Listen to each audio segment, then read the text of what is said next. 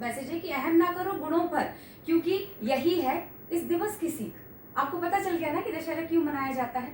तो कोशिश हम ये करेंगे कि अपने ये दिवस एक्चुअली ये याद दिलाता है कि कहीं ना कहीं बुराई का अंत होगा, लेकिन बुराई से लड़ने से बेहतर क्या होगा पता, हमें खुद को अच्छा बनाए रखना। अगर हर व्यक्ति ये कोशिश करेगा तो दुनिया अच्छी हो जाएगी। कोशिश करते हैं।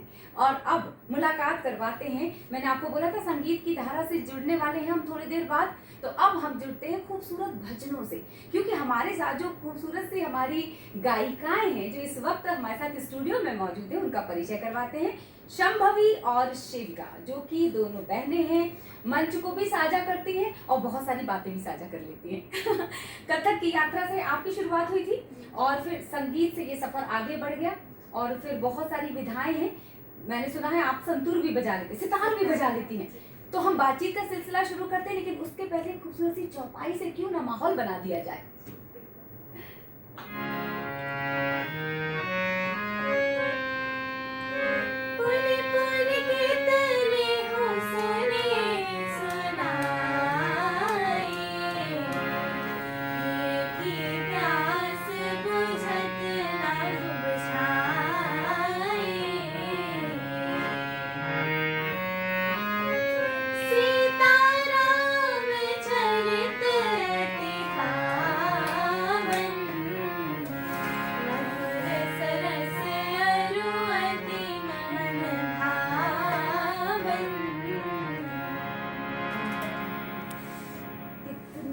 खूबसूरत आवाज, बहुत बहुत शुक्रिया आने के लिए। शंभवी, कथक करते करते कैसे दिमाग में आ गया कि संगीत भी से भी जुड़ना है? मतलब थोड़ा सा मैं पृष्ठभूमि के बारे में दरअसल जानना चाहती हूँ। कथक जब हम लोगों ने सीखा था तो मैं 4 साल की थी और मेरी छोटी बहन तो 3 साल की थी। तो उसके बाद पहले हमने कथक सीखा। फिर पापा ही हमें म्यूज़िक की फील्ड में लाए और उन्होंने संगीत की शिक्षा दिलवाई। प्राथमिक शिक्षा हमारी श्री NLV के गुरुजी से हुई थी और उसके बाद फिर उनसे ही हमने शिक्षा ली। उन्होंने हमें बताया संगीत क्या होता है और पूरी प्राथमिक शिक्षा हमने उनसे ली। उसके बाद फिर श्री अनूप जलोटा जी, जिन्हें हम अंतर मन से गुरु मानते हैं, उनसे भी हमने बहुत आशीर्वाद और स्नेह पाया और उनके मंच पे गाया भी हमने। उन्होंने हमें आशीर्वाद सम्मान भी दिया था। हाँ। बहुत सारे मंच पर आपने प्रस्तुतियां दी हैं दोनों ने एक साथ। सबसे पहली वाली प्रस्तुति कितने साल की उम्र में दी थी? सबसे पहली प्रस्तुति तो मैं 8 वर्ष की थी और दीदी 9 वर्ष की थी तब दी थी। मतलब उस टाइम तो ऐसा कुछ ऐसा पता नहीं था, लेकिन तब भी वो एक फर्स्ट एक्सपीरियंस था तो वो बहुत स्पेशल था। समय कम होता है तो ऐसा लग रहा है कि बहुत सारे गाने सुन लिए जाएं, क्योंकि जैसे ही आपने चौपाई शुरू की ना, थोड़ी देर के लिए ऐसा लगा हम किसी मंदिर में बैठे हुए हैं, हमारे सामने राम मूर्ति, मतलब अपने पूरे परिवार के साथ सामने, और आज त्योहार भी इतना महत्वपूर्ण है दशहरे का, और बिल्कुल वही चीज़। और मैं फिर से दोबारा उसी जगह पर जाना चाहती हूँ आपके संगीत के माध्यम से। चलिए ना, आप कहाँ लेकर चलेंगे, किस, अब आप क्या सुनाने वाले हो? मैं भगवान श्री राम की कथा सुनाने वाली हूँ। हाँ।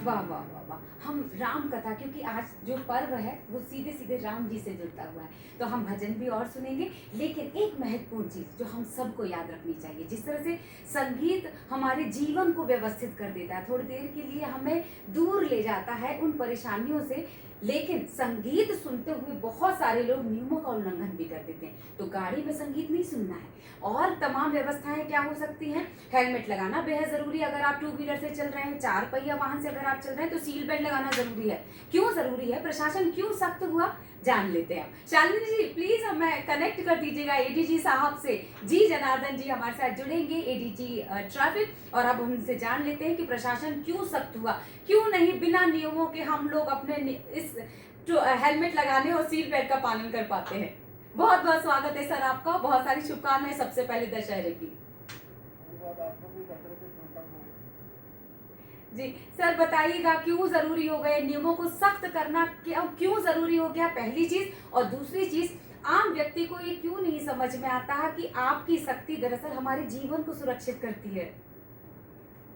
जो जो सड़क दुर्घटनाओं में हेलमेट सबसे बड़ी जो सड़क सुरक्षा का एक कवच के रूप में काम करता है जी। और हेलमेट अनिवार्य करने के लिए कानूनी प्रावधान है।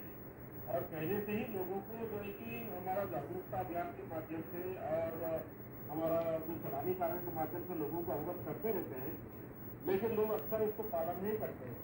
उसमें हम उसको अपनी शक्ति किया है कि जब भी आपको जो है कि पेट्रोल वगैरह लेना है, वहाँ पर अवश्य रूप से हेलमेट पहन के जाए, और जो भी शासकीय कार्य में या अन्य कार्य में आप जाते हैं आपको पहन जाए। और हेलमेट पहनने से दुर्घटना से आपका जो वाइटल जो हेड होता है, सिर होता है, तो उसको बचने के लिए काफी काम होता है। इसलिए अच्छा क्वालिटी का हेलमेट पहन के बेल्ट लगा के सफर करना चाहिए जी। उससे जान बचने की पूरा चांस रहता है जी। सर एक चीज और पूछ लेती है आपसे जल्दी से, मतलब एक ही सवाल को मैं दो भागों में बांट देती हूँ। पहला कि जो ड्राइवर के साथ पीछे बैठा होगा उसका भी हेलमेट लगाना टू व्हीलर में जरूरी होगा, ये भी आप बता दीजिए। और दूसरा, आज दशहरा का पर्व है, सभी टू व्हीलर फोर व्हीलर लेकर निकलने वाले हैं, तो कुछ उनके लिए आप सुझाव भी दे दीजिए, सलाह दे दीजिए, सख्ती के रूप में भी दे सकते हैं। इसमें जो पीरियड राइडर, जो मुख्य राइडर है मोटरसाइकिल से, वो भी और हाथ में रहने वाला बच्चा है या कोई बड़ा आदमी है, कोई भी आदमी है, उसको भी हेलमेट पहन के जाना चाहिए। दोनों को चोट लगती है, दोनों को सिर्फ गंभीर चोट लगती है, किसी जाने जा सकती है। और हमारा मध्य प्रदेश में सड़क दुर्घटनाओं में करीब जो है जो 47% या कैजुअलिटीज जो है दो पहिया वाहन को होते हैं जी। इसमें दो पहिया वाहन सवार जो आवश्यक रूप से हेलमेट पहनना चाहिए जी।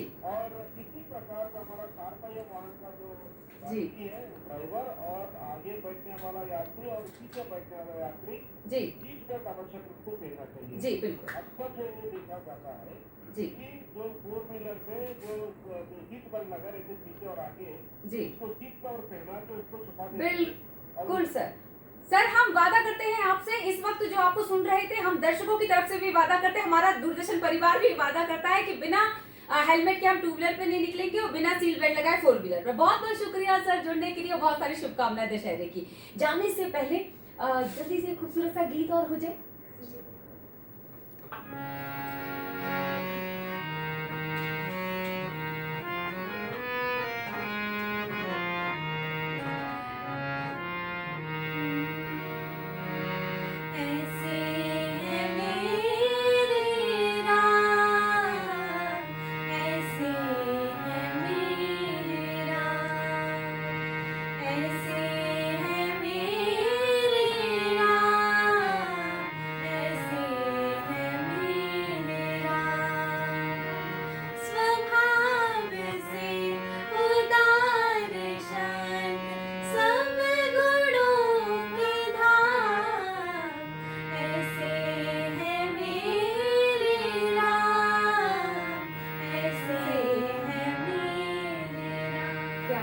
इस राम धुन के साथ आप दोनों को धन्यवाद करती हूँ। शांभवी और शिविका हमारे साथ जुड़ी हुई थी। और ऐसे हैं मेरे राम, जाने से पहले अगर आप मानते हैं राम को तो उनका नाम लीजिए और ऐसा कोई काम मत कीजिए कि इसका आपका नाम बदनाम हो। जाने से पहले बहुत सारी शुभकामनाएं एक बार फिर से दशहरे की। हेलमेट लगा के रखिएगा और जाने से पहले सीट बेल्ट। चलिए खुश रहिए, सुरक्षित रहिए। नमस्कार।